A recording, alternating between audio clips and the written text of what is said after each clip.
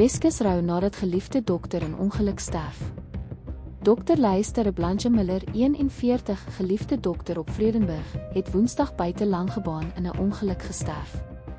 Mediese redder van die Weskus en Metro Noodmediese dienste is na die noodlottige ongelukstoneel van 'n vragmotor en 'n voertuig. Die Dr. Luister Blanche Miller praktyk het op sosiale media gesê hulle is weens die tragiese afsterwe tot verdere kennisgewing gesluit. Vanweë die tragiese verlies wat die praktyk vanoggend ervaar het, sal die praktyk tot verdere kennisgewing gesluit wees. Dankie vir u begrip en meegevoel.